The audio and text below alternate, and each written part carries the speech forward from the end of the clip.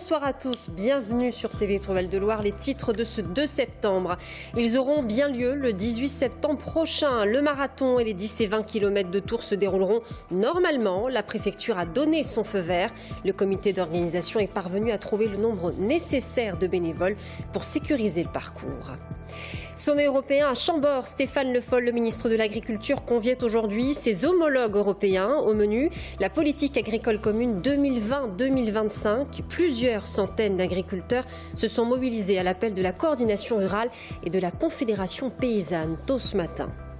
C'est une découverte historique. Des fouilles à la cité royale de Loches viennent de confirmer l'hypothèse selon laquelle le site abritait le palais de l'une des plus importantes familles d'Europe.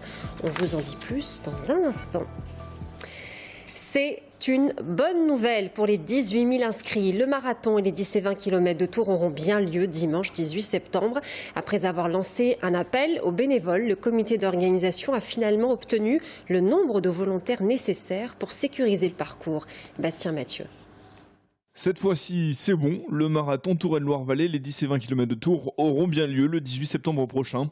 Un temps en suspens, l'événement de la rentrée a été maintenu par la préfecture, les conditions de sécurité étant toutes remplies. Grâce à la mobilisation générale et à l'élan de solidarité, nous allons pouvoir organiser les 10 et 20 km de Tours et le marathon Touraine-Loire-Vallée. Nous avons eu l'autorisation, voilà, quelques heures de la préfecture et de la police, avec le soutien indéfectible de la ville de Tours. La principale condition à remplir était de trouver au moins 170 volontaires prêts à laisser leur véhicule à l'une des intersections du parcours pour éviter un drame comme celui qu'a connu la ville de Nice le 14 juillet dernier. C'est désormais chose faite. Ce matin a été déposée par le comité d'organisation une liste d'ores et déjà de 228 personnes, avec tout ce qu'il faut qui a été transmis à la préfecture pour que la préfecture puisse attester et se rendre compte qu'effectivement, ce sont bien des noms, avec des adresses, avec des cartes grises, etc. Pour limiter le nombre d'intersections à sécuriser, le comité d'organisation a une nouvelle fois modifié son parcours. Les 10 et 20 km emprunteront finalement le même trajet que celui du marathon. Au bout de 5 km, les coureurs du 10 feront demi-tour et retourneront jusqu'à Anatole France. Ceux du 20 pousseront un peu plus loin et reviendront par les bords du Cher. Le parcours initialement prévu en cœur de ville, c'était injouable. Donc on s'est réorienté vers un parcours sur le parcours historique finalement du marathon.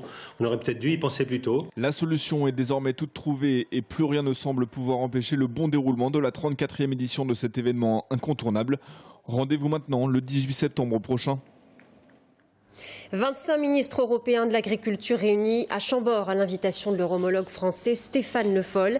Au menu, la politique agricole commune qui sera menée entre 2020 et 2025 ou encore les aléas climatiques.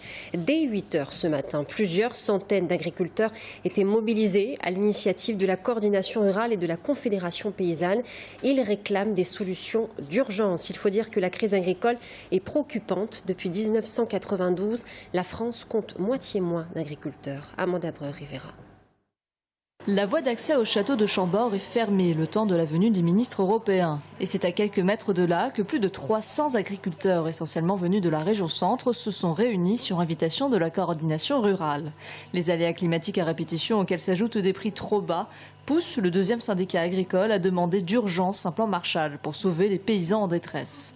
Ils estiment que 7 agriculteurs sur 10 en France sont financièrement en difficulté. Dans le département d'Indre-et-Loire, le nombre de producteurs de lait a été divisé par 2 en l'espace de 5 ans. Pour la coordination rurale, il y a encore temps d'agir. C'est en organisant le marché, en remettant de la régulation et en refaisant une vraie PAC, mais moi j'appelle ça une politique alimentaire commune, parce que je rappelle que nous n'avons plus à l'Europe l'autosuffisance alimentaire. Donc l'alimentation pour les agriculteurs, c'est-à-dire leur travail, on peut le payer. Selon ce syndicat, un quart des exploitations agricoles de la région centre menacent de fermer avant la fin de l'année, faute de repreneurs ou à cause de la crise. Même inquiétude et demande de régulation du côté de la Confédération paysanne. Ils étaient environ 150 agriculteurs devant la préfecture à Blois. Eh bien, il faut passer du libéralisme à une forme de modèle agricole qui favorise l'emploi, qui favorise la défense de l'environnement, qui favorise la qualité des produits. Donc c'est toute une révolution culturelle puisqu'on s'aperçoit que le libéralisme, ça ne marche pas. enfin en particulier en agriculture. Aucun de ces deux syndicats ne se fait d'illusions. Leur message ne porte pas jusqu'au château de Chambord. Et ce sont les idées du syndicat majoritaire, la FNSEA, qui y sont discutées. Son représentant Xavier Belin participe aux négociations comme représentant professionnel européen. À l'issue de son rendez-vous, aucune décision n'a été annoncée, si ce n'est une autre réunion à la mi-septembre en Slovaquie. Et j'ajoute que le préfet d'Indre-et-Loire va réunir fin septembre les responsables des organisations professionnelles agricoles et les banques afin que ces dernières mesurent le désarroi de la profession. Dans le département, toutes les filières sont en crise. C'est extrêmement grave, a déclaré le préfet. On est à 260 millions d'euros de pertes. Philips va supprimer 230 emplois. Cette décision concerne ces deux derniers sites de production d'éclairage en France. D'abord celui de Miribel dans l'Ain, touché par un plan de réduction des effectifs. L'autre en Loir-et-Cher, à la Motte-Beuvron, où les postes de 89 salariés devraient être supprimés et l'usine fermée. Par ailleurs, concernant ce site, la direction doit rechercher un repreneur, comme l'y oblige la loi Florange. Le 20 novembre prochain aura lieu le premier tour des primaires à droite. Autant dire qu'en politique, c'est déjà demain. Et les armées de soutien aux candidats se mettent en ordre de marche. Hier soir, à Parcé-Mélé, se tenait le premier meeting de soutien à l'un des candidats qu'on ne présente plus, Nicolas Sarkozy. Un meeting chapeauté par la députée Claude Greff, porte-parole du comité de soutien du candidat en Touraine. L'objectif est clair, recueillir le maximum de parrainages. Hier soir, une centaine de personnes étaient présentes, des fans de la première heure et quelques élus bien loin de soutenir l'ancien président de la République, Audrey Champigny. Le premier meeting de soutien à Nicolas Sarkozy pour les primaires avait des allures de rentrée des classes hier soir. Devant une Claude Greff porte-parole, un premier rang de politiques attentifs. Certains pourtant ne cachent pas leur préférence pour un autre candidat. Moi, je m'identifie davantage à Bruno Le Maire, à son action, à sa manière de faire de la politique, à ses propositions, qu'à Nicolas Sarkozy, que j'ai soutenu, que j'aime beaucoup, qui a été le président du parti que j'adhère, auquel je suis fidèle. Mais je crois que c'est aussi une histoire de génération. On écoute un peu les programmes de chacun. Je pense qu'il y a des éléments intéressants dans chaque candidat. Ce que j'aimerais aussi, c'est qu'une femme se retrouve avec les parrainages nécessaires. Je pense que c'est important que dans le débat aussi puisse arriver une femme. Parmi la petite centaine de personnes présentes hier soir, également des sarkozystes de la première heure, comme Simone, qui ne tarit pas d'éloges sur son candidat, ou encore Antoine et Alexandre, venus découvrir l'ambiance d'un meeting. Je pense que ce qui va faire la différence, c'est sa volonté, c'est son panache, ce qui manque complètement aux autres. Le panache. Moi, je soutiens Nicolas Sarkozy depuis 2007. Donc, c'est aussi une occasion. J'ai jamais participé à de meeting, donc de voir comment ça se passe, un peu qui participe aussi à ces meetings, et puis voir un peu les nouveaux débats, les nouveaux échanges, et puis un peu la vision de ce qu'ils comptent proposer pour 2017. Mais avant cela, il faut des parrainages, le plus possible, et c'était bien ça l'objectif du meeting. Les Français doivent redécouvrir Nicolas Sarkozy. Il a changé, je l'ai dit, il a changé pour toutes les raisons que nous lui connaissons, c'est-à-dire son expérience, les difficultés qu'il a pu rencontrer, les difficultés que la France a rencontrées, qu'il a su résoudre. Je crois qu'il faut que les Français ne se basent pas sur un paraître, mais simplement sur une idée, une seule idée. Quel est celui qui est aujourd'hui le plus à même de faire en sorte que la France s'en sorte? Si Jean-François Copé a d'ores et déjà annoncé avoir tous ses parrainages, Nicolas Sarkozy pas encore. La date limite est fixée le 21 septembre prochain. Et j'ajoute que deux autres candidats seront bientôt à Tours, Bruno Le Maire le 23 septembre et François Fillon le 28. L'abattoir de Bourgueil, inauguré cet après-midi au parc d'activités Bennet-Restigné en Indre-et-Loire. La structure modernisée va permettre de préserver 7 emplois et d'en créer 3,5. Une opération soutenue par la région Centre à hauteur de 770 420 €, qui souhaite privilégier les circuits courts.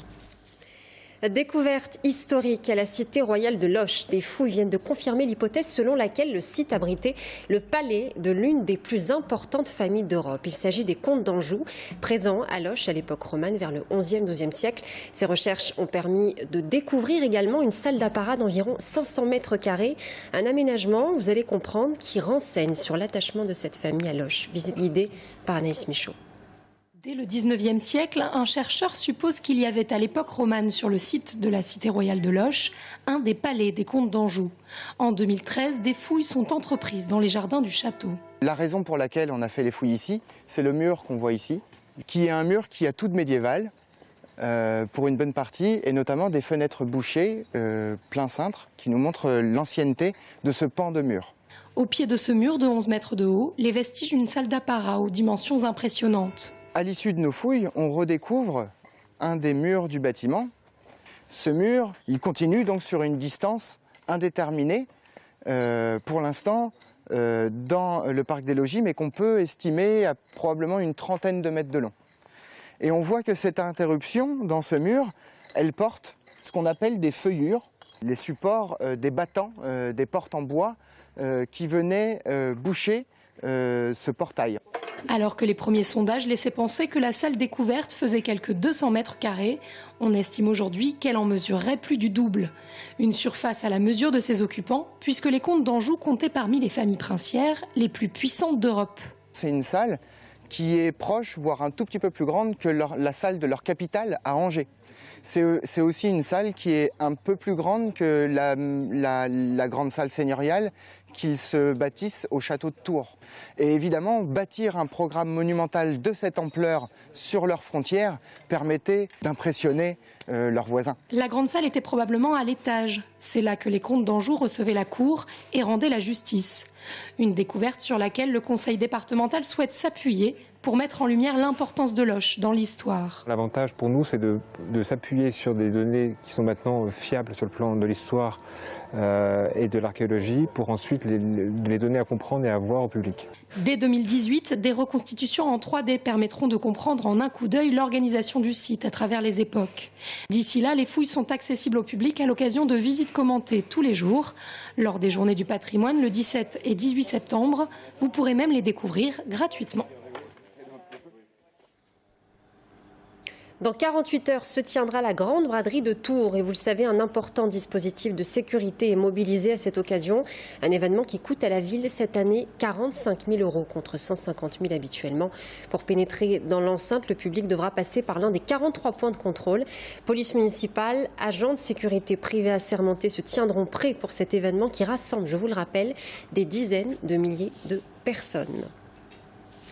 La commission de discipline de la Ligue de football professionnel condamne Jean-Marc Ettori, le président du Tours FC, à une amende de 1 500 € et à 1 mois de suspension de toute fonction officielle. Le président du club tourangeau est sanctionné pour avoir refusé l'accès au stade de la Vallée du Cher à 2 de nos confrères de la Nouvelle République lors de la première journée de Ligue 2.